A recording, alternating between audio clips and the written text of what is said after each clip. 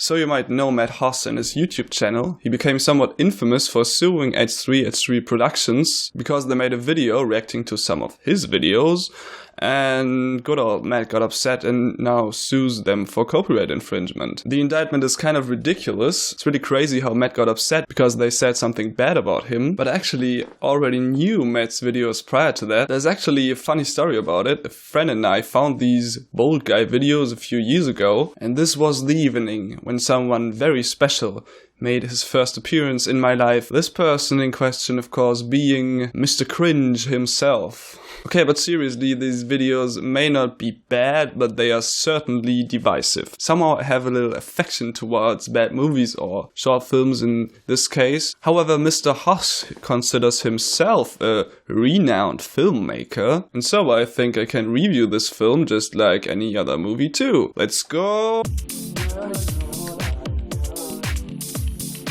So as you might have guessed already, all of these films revolve around a persona called the Bold Guy. And I'm gonna analyze the character here, not Matt Hoss. We're gonna get to him later. The problem here is that that's literally the only trait he has. He's bold. There's nothing else to say about him. Another attribute you might want to mention is that he walks around shirtless from time to time. And it might seem that that's just to emphasize the boldness of the Bold Guy. But that doesn't really work. Mostly because he doesn't even have the body to show off. Come on, duh. It makes him look rather arrogant. If you have ever watched any decent movie, you probably realized one thing. A good director knows how, which, and when he wants to convey emotions. For example, you will find a lot of bad horror movies that are unintentionally funny, even though that was never the goal. Well, how does this apply to the Bold Guy? The intention is clear. The Bold Guy is supposed to be this admirable, cheeky and funny character who everybody loves. Or as Matt Hoss himself describes it, confident and funny. Well, the only thing I see is that he's really condescending. Just look at his face expression. That's, by the way, never changing, so go work, Matt. Keep it up.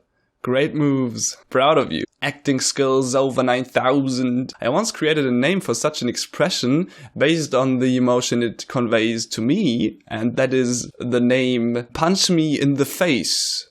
Face. It's seriously driving me crazy. However, the structure of the plot is basically the same every time. First, the Bold Guy approaches a girl, or sometimes a guy, and they talk for a while, and then there are some parkour scenes, and then we have a resolution. Most of the times he fucks the girl. So, let's look at the first segment, the dialogue. It's basically always the same. At first, the girl is rightfully, I want to add, disgusted, but in a sudden twist of events, they eventually all fall for his charisma. Sorry. And feel nothing but gratitude that they ever got to know such a man. You know, in the real life, there's actually a huge difference between insulting people and being a little flirty. But that's what the Bold Guy is constantly doing, insulting people. Let's take a look at the first scene of the movie Bold Guy versus Parkour Girl. You have excellent form. See if you can go deeper. Okay, that's kind of creepy. What are you, some sort of creep? Word. Are you some kind of attention whore? See, this is what I mean. This is insulting. I'm not a big proponent of feminism, at least not the extreme stuff, but I think you could call this harassment. I'm asking because you keep sticking your ass up in the air. This is what I mean. What kind of point is he even making? She was stretching, alright? That's how it looks. That's the same mentality that the rapists have who say, you were asking for it. It's really creepy. And by the way, I'm just realizing what a hypocrite he is for saying that. He's literally walking around with his sleeveless hoodie and nothing underneath to show off his ripped body, even though it just rained. So there clearly is no need to walk around like that. Who's the attention on now, you f***ing prick? But anyway, let's continue with this well-written and elaborate dialogue. I have the right to exercise here if I want.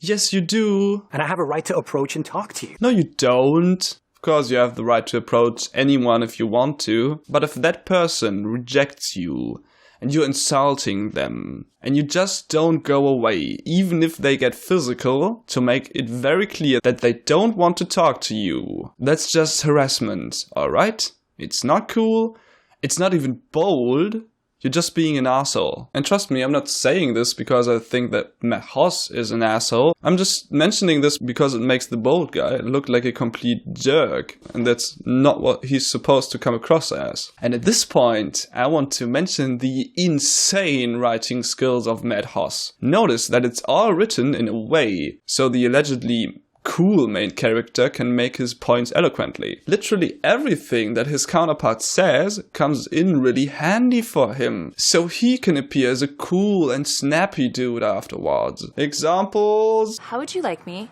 to shove this up your ass? I'm not into fist fucking, but thank you for the offer. You trying to pick up girls? I'm not strong enough to pick up girls. They're too heavy for me. My vagina is not up for discussion. Not yet, at least. You're dead, motherfucker. Yes, I'm a motherfucker.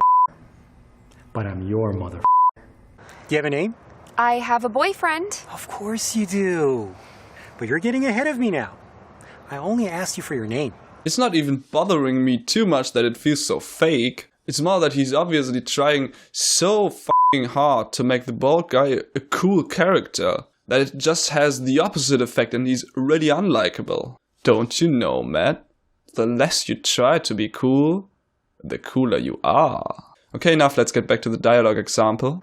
I'm not into fist fucking, but thank you for the offer. And now, ladies and gentlemen, it's time for a little quiz. What do you think is going to happen next? A. The girl will behave coherent with all emotions she showed towards him up to this point and will just walk away to avoid any further conversation with him. Because she actually is a sane person. She disregards everything she has said and done so far, makes a move on him, inspects his body and tells him he can have her if he can catch her, which is really nuts. Or C, the bald guy finally gives up and walks away because he realizes that she obviously has no interest in him and he does parkour to relieve his stress due to this rejection. Log in your answer now, dear audience, and it is B. You want me, don't you? Strong shoulders. Firm chest? Tight butt? You can have me. If you can catch me. That's right. That's right. You know, that was a really bold move, Matt. You know, I've really learned something from this. All you women are totally wrong. No does not mean no. It means please continue annoying and harassing me. And please don't leave me alone even if I ask you to. Thanks, Matt. Thanks. Now I know how to treat women. Oh, and by the way, even though the bald guy was a very bothersome person up until now, the writing isn't even coherent with that. Because when she says that he can have her, If you can catch me. he replies, I don't chase girls. what? Let me get this straight. You go out of your way, wasting both your and her time, and you even love parkour, but you wouldn't chase a girl. Just imagine what would have happened if she actually had said that he can't have her if he's not willing to chase her, and she would have just walked away. Why the effort then in the first place? Come on. Doesn't fit in with his character at all. And there's another thing that bothers me, even though it's not a big deal, and that's that the fourth wall is constantly broken. And that's okay in some videos, but it looks really f***ing dumb if you do it suddenly. Okay, I thought of something. What? Catch me and I'll tell you. Can you believe this guy? I would actually recommend watching this video about it. It explains all of that very well. And another scene that's really pissing me off is this one. Take a look.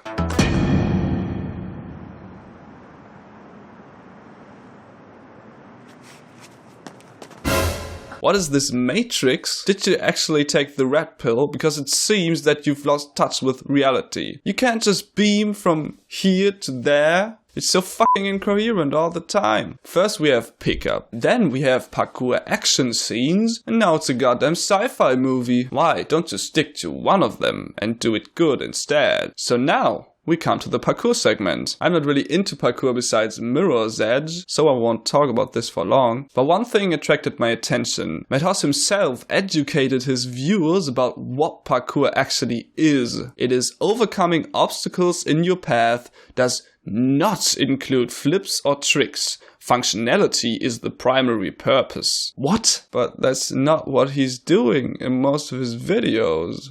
He's doing tricks all the time. Just look at this.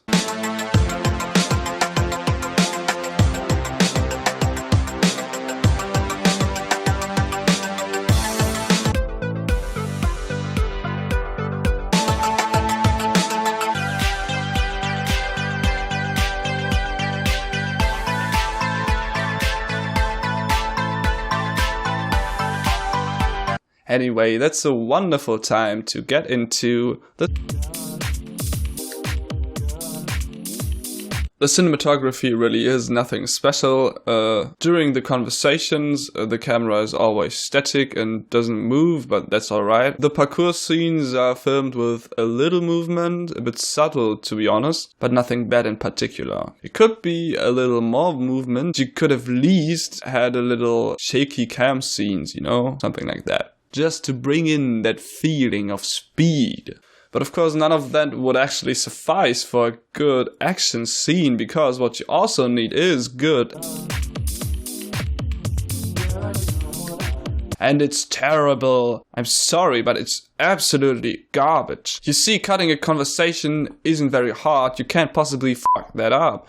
But the parkour scenes are edited so poorly. Look, if you want a segment to feel fast, you can cut it as if it was your Sunday afternoon walk with grandma who sits in a wheelchair. And it's not even that the scenes are just long, they repeat themselves all the time.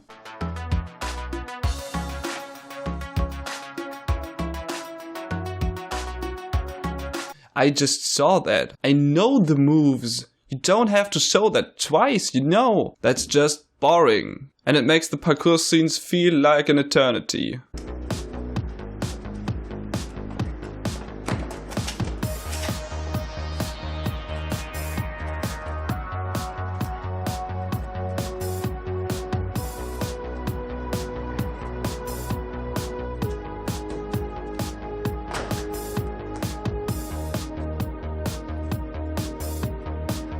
No, come on, you won't show me 3 people doing the same stunt. No, come on. Ugh. But there's something else there. I can't really point that out, to be honest. It's... what is it? Well, yeah, it's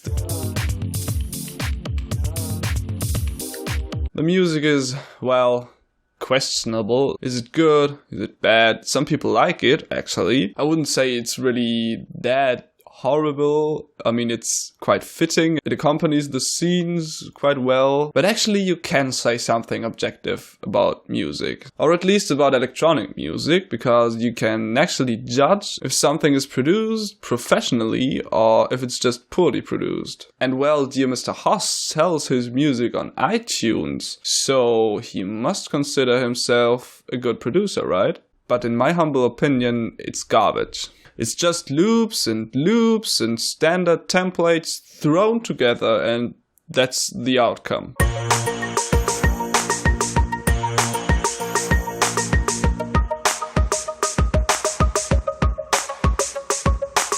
First of all, this is not techno. Come on. This is around 100 BPM, so beats per minute, and techno is usually 120 to 130 beats per minute. So it's much faster. And techno is known for a 4 on the floor beat as well. That's not the case either. And if you are now asking, who am I to judge that? Well, I actually know a thing or two about music production. Actually, I would say that I'm even a better producer than Matt Hoss. You know what? I'm just going to remix this song now and make a real house song out of it.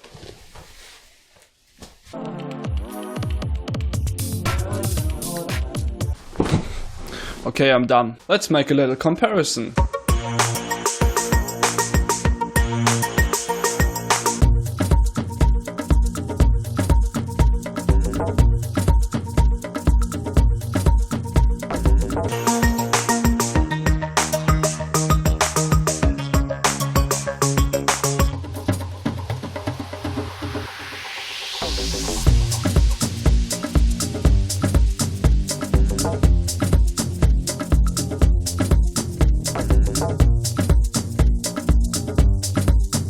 You decide which one is better. In conclusion, I would say that the Bold Guy series is bad indeed, at least from an artistic standpoint. The character is highly unlikable, the action is really horrible, and the storylines themselves are stupid. But if you asked me, did I enjoy it?